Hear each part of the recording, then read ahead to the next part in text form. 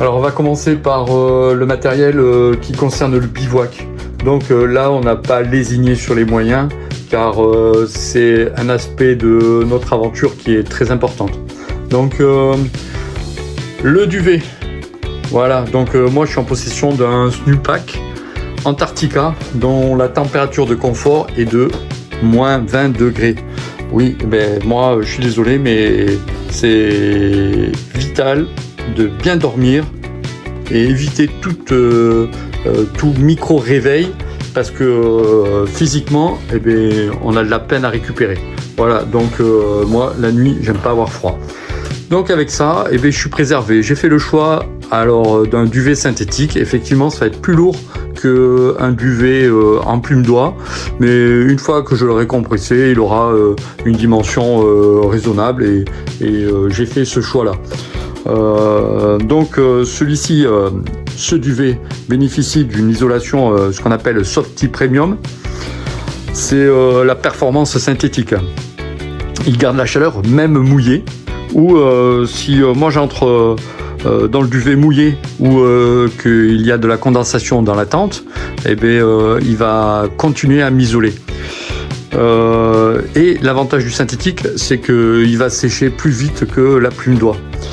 Alors toujours en termes de technologie, ce duvet bénéficie à l'intérieur d'une couche qui s'appelle, c'est un tissu qu'on appelle Reflectaterm. Voilà. Et c'est une membrane qui réfléchit la chaleur du corps vers l'intérieur. Voilà. Et c'est un peu le principe de la couverture de survie. Donc le tissu extérieur est en technologie ce qu'on appelle le Paratex Stelplat. Et c'est conçu pour résister aux accros. Mais il a une autre fonction, c'est qu'il est coupe-vent. Il bloque toute l'air qui peut arriver. Et du coup, on peut passer des nuits à la belle étoile ou dormir dans un abri sommaire. Donc ce duvet est aussi compartimenté. Il bénéficie aussi d'une collerette d'épaule massive qui se trouve ici. Voilà. Et ce qui empêche la chaleur de remonter vers le haut.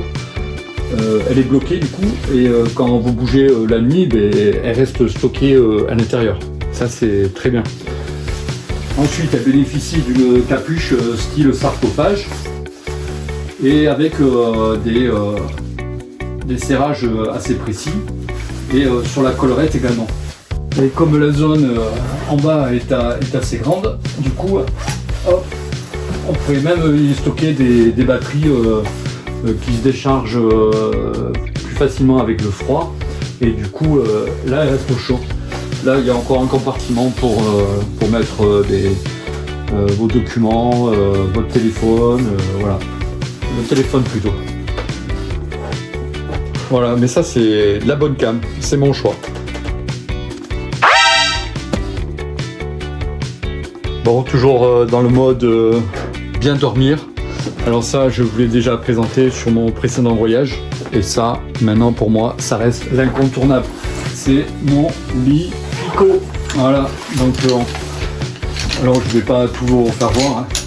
Tiens, il y a un petit oreiller là, gonflable. Donc c'est ce système-là. Hein. Et donc j'ai un lit. Voilà, et ça par contre, vous pouvez le mettre n'importe où. Peu importe si le sol n'est pas droit et vous n'êtes pas au contact du sol. Et le fait d'avoir cette distance-là, ça vous permet de vous isoler du sol, améliorant le confort. Voilà, et ça c'est top. Et là on a ça qui vient s'enquiller dans les supports. Voilà. Ça s'ouvre, ça résiste à 170 kg. Donc on est large et ça c'est l'incontournable. L'incontournable. Donc je vous ai dit que le confort c'était très important pour dormir, surtout sur un long séjour comme ça. Donc on a un petit matelas qui est quand même assez épais, il doit faire une dizaine de centimètres. Et ça viendra en plus sur le lit Pico. Voilà. Et là, on est confort. Et on va s'isoler encore plus du froid. Alors je vais vous donner mon petit tips, enfin si c'en est un. Alors on va pas s'évertuer à gonfler, bien sûr tout ça c'est pénible, surtout si on doit le faire tous les jours. Donc j'ai ma petite pompe. Donc la particularité de cette pompe, bon elle est rechargeable bien évidemment, elle peut souffler mais elle peut aspirer, créer le vide. Voilà, donc ça, je l'ai testé, c'est nickel. Elle a aussi une autre fonction, c'est que elle fait lumière. Si ça veut bien marcher, bien évidemment. Voilà, avec plusieurs intensités. Voilà, donc elle peut se suspendre avec le crochet là, et elle est aimantée. Je dispose de plusieurs types d'embouts pour s'adapter sur tout ce qu'on peut gonfler ou aspirer. Voilà, mais ça, voilà, c'est pas mal ça. Bon, mais là, je vais pas vous la présenter parce qu'elle est assez connue, hein, c'est ma tante. Hein. La tante de chez Lone Rider ADV, bon, pensée par des motards et pour les motards en fait. Donc, ça, moi j'ai déjà expérimenté. Elle présente toutes les caractéristiques pour résister au vent, la pluie. Voilà, bon, moi j'en suis super content. Là, qui critique ou pas, mais moi, nickel. Ça, c'est top. Alors, dans cette tente, la seule chose que j'ai remplacée, c'est ça. Donc, qu'est-ce que c'est?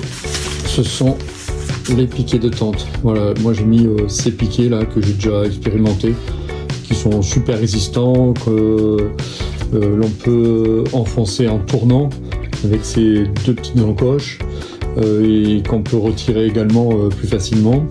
Et avec le marteau, c'est assez facile à enfoncer.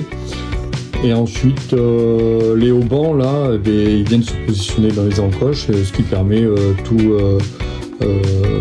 toute bonne fixation sur la tente, quoi. Pour la tente. Voilà, ça c'est nickel. Et la dernière chose pour le bivouac, c'est ça.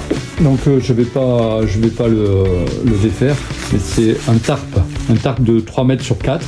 Donc c'est une bâche hein, qu'on peut se servir pour faire un abri, pour faire un petit lieu convivial avec Tana.